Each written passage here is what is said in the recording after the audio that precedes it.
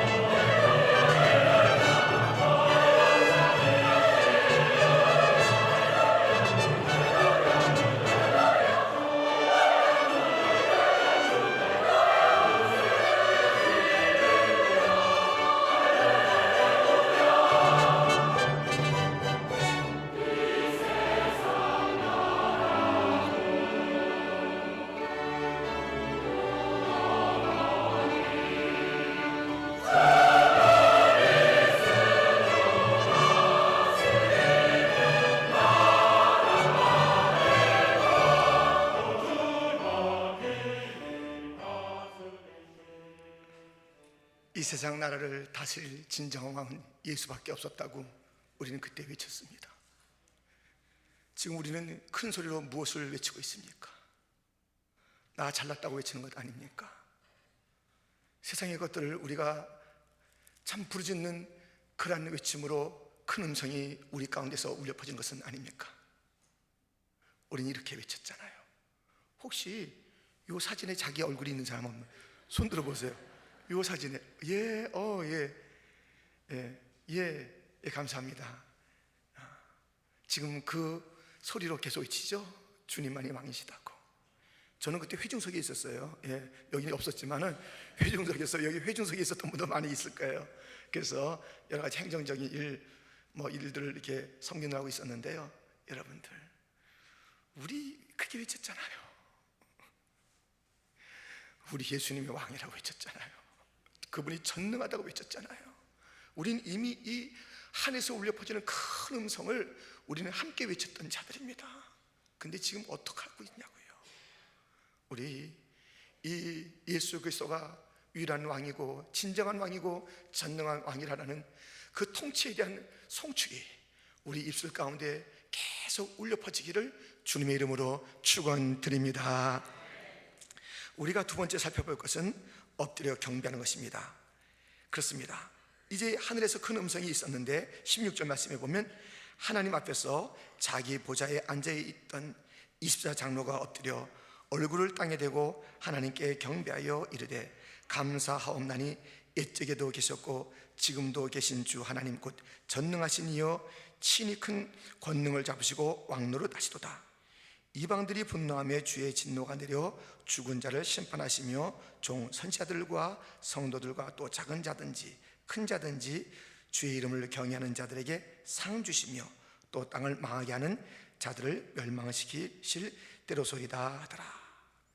이제 24장로가 이 주님께서 이 통치권을 다 가지고 하늘의 음성이 그 통치권을 송축하며 또 외치고 있는 그때의 24장로들, 그 24장로들의 경배가 우리 자주 목격되곤 했죠. 땅에 엎드려서 하나님께 경배하는 것입니다. 그런데 여러분 17절 말씀에 보면 좀 이상한 표현이 있습니다. 아마 관찰력이 강하신 분들은 무엇인가 발견했을 것이에요. 옛적에도 계셨고 지금도 계신 우리가 지금 주제로 삼고 있는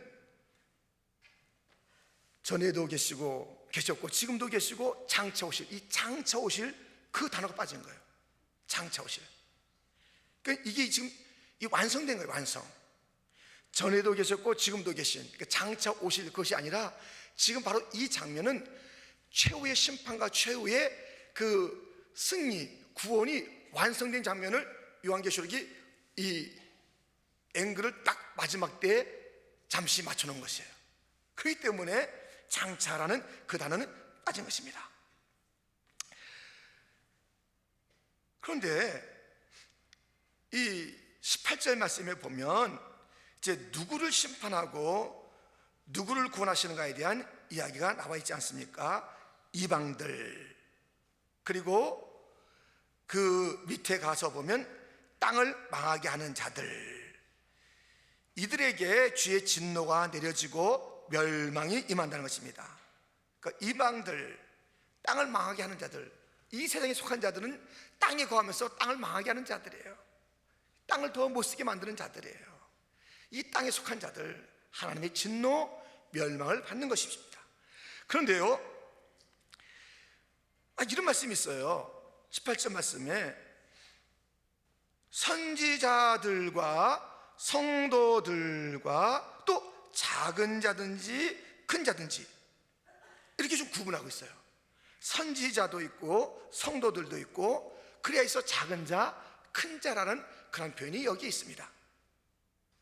이 선지자와 성도의 그룹이 있다는 것은 이것은 요한계시록에서 반복적으로 나타나는 그러한 용어입니다. 요한계시록 16장 6절에 그들이 성도들과 선지자들의 피를 흘렸으므로 그들에게 피를 마시게 하신 것이 합당하니이다 하더라. 지금 성도와 선지자 그룹이 있다는 것이에요. 요한계시록 18장에도 그런 말씀이 있습니다. 선지자들과 성도들과 및 땅 위에서 죽임을 당한 모든 자의 피가 그 성중에서 발견되었느니라 하더라. 선지자들과 성도들, 이것이 있어요. 이것이 바로 큰 자와 작은 자라는 그 이름을 갖고 있어요. 그러니까 이게 좀 다르다는 거예요. 선지자도 있고 성도도 있어요. 큰 자도 있고 작은 자도 있대요. 성경이 얘기했어요. 그런데 이 큰 자, 작은 자, 선지자, 성도들이 같은 이름으로 묶여집니다. 그것이 무엇이냐면 요한계시록 19장 5절에 보면 보좌에서 음성이 나서 이르되 하나님의 종들 곧 그를 경외하는 너희들아, 작은 자나 큰 자나 다 우리 하나님께 찬송하라 하더라. 지금 오늘 본문에서 선지자, 성도, 작은 자, 큰 자, 하나님을 경외하는 자는 다 상을 받는다고 했어요. 근데 그들의 그 통합적인 이름이 하나님의 종들이에요. 하나님의 종. 큰 자나 작은 자나 선지자나 성도나 하나님의 종으로, 그리고 그들은 하나님을 경외할 때 상을 받는 자들로, 이렇게 요한계시록은 계속 설명하고 있습니다. 뿐만 아닙니다. 이 하나님의 종이라는 것은 천사들도 이렇게 이야기하고 있습니다. 계시록 22장 8절 9절 말씀에 보면 이것들을 보고 들은 자는 나 요한이니 내가 듣고 볼 때에 이 일을 내게 보이던 천사의 발 앞에 경배하려고 엎드렸더니 그가 내게 말하기를 나는 너와 내 형제 선지자들과 또 이 두루마리의 말을 지키는 자들과 함께 된 종이니 그리하지 말고 하나님께 경배하라 하더라. 천사들도 같은 이름, 우리는 다 종이라는 것이에요. 그러니까 천사라는 이름을 가졌든 목사라는 이름을 가졌든 말씀을 가르치는 그런 어떤 직분을 가졌든 장로나 권사나 어떤 직분을 가졌든 선지자나 사도나 어떤 직분을 가졌든 그냥 그 성도라는 이름, 그 이름을 갖고 있든 누구나 다 함께 종이며 하나님의 종이며 그들이 진정으로 상받기 원한다면 하나님을 경배 또 경외해야 된다는 것입니다. 하나님을 경외하는 자, 하나님의 종, 다 하나님의 종이, 이 땅에 그 필요된 모든 것들은 다 주님을 섬겨야 되는 것이에요. 어느 누구도 주장하면 안 돼요. 어느 누구도. 직분은 달라요. 그렇지만 그 직분 때문에 상 받는 것이 아니라 큰 자나 작은 자나 아주 어린아이라도 아주 그 누구라도 그냥 새로 왔다 할지라도 처음 믿었다 할지라도 그가 어떤 이름을 갖지 않았다 할지라도 다 예수 믿으면 성도인데, 그러나 동일하게 하나님 종이며 동일하게 하나님을 경외할 때 다 상을 받는다고 했으니 성도 여러분, 종으로 삽시다. 하나님을 경외하며 삽시다. 하나님을 높이며 종의 정신으로 사는 거예요. 끝까지 나는 종이라는 거예요. 어느 순간도 우리는 어느 순간도 목에 힘이 들어가고 어깨에 힘이 들어가면 안 돼요. 말이 달라져서는 안 되는 거예요. 우리 모두는 다 함께 하나님께 종이 된 자들이에요.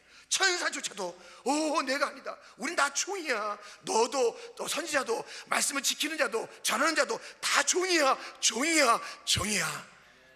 마지막에 무엇을 가지고 우리 주님께서 심판하신지 아십니까? 착하고 충성된 종아, 악하고 게으른 종아, 종의 정신이 어떤 삶을 담고 있었는지, 종임에도 불구하고 악하고 게을렀는지 착하고 충성된 종인지. 오늘의 우리의 삶은 종의 삶입니다. 앉아있는 자가 크냐 서서 섬기는 자가 크냐, 그러나 인자는 서서 섬긴다고 그랬습니다. 종의 그 모습을 보이셨습니다. 우리 예수님께서도 종의 모습을 보이시면서 제자들의 발을 씻겨서 무릎 꿇어서 그 대야를 가져다가 그들의 발을 씻어 주셨는데, 우리가 뭐라고, 우리가 누구라고 대접받으려 하며 힘을 주려 하며 누구라고, 우리가 하나님을 경외하는 자는 겸손한 자입니다. 자기가 누군지 알고 하나님이 누군지 알기 때문에 나 같은 자가 영원하신 하나님 앞에 부름받은 종이 되었다, 할렐루야 하면서. 여러분, 그렇잖아요. 우리가 학교에서도 선생님이 신부를 시키면은, 요즘 아이들은 안 그런가 봐요.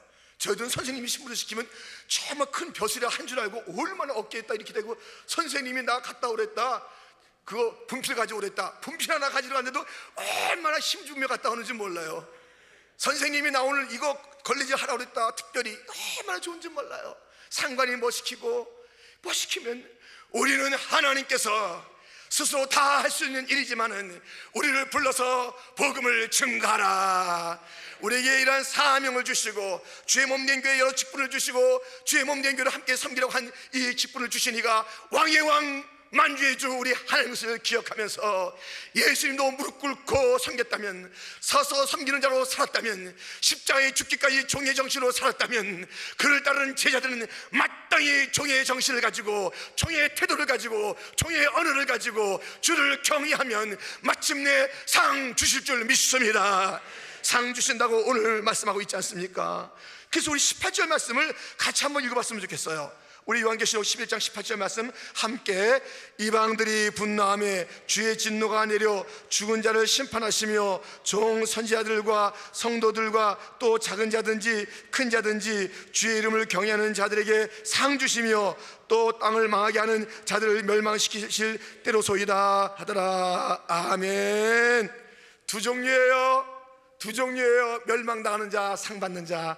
상 받읍시다. 상 받읍시다. 잠시 몇십 년 충성하고 영원한 상을 받으니 이것처럼 좋은 게 어디 있겠어요. 그 잠시 하고 영원한 상을 받으니 얼마나 좋아요. 이제 주님 만날 그날이 다가온 줄 믿습니다. 이 최후의 시간이 다가오는 거예요. 이 종말의 시간이 다가오는 거예요. 우리 낙심하지 말고 포기하지 말고 주저하지 말고 몸 빼지 말고 사리지 말고 우리 끝까지 갑시다. 할렐루야. 이제 우리 마지막으로 살펴볼 것은 하늘에 있는 하나님의 성전이 열렸다는 것입니다. 19절 말씀에 보면 이 하늘에 있는 하나님의 성전이 열리니 성전 안에 하나님의 언약궤가 보이며 또 번개와 음성들과 우레와 지진과 큰 우박이 있더라. 지금 여러 징조가 있지요. 그런데 이 마지막 때 성전이 열려 하나님의 언약궤가 보인다는 것입니다. 그림으로 우리 함께 해보겠습니다.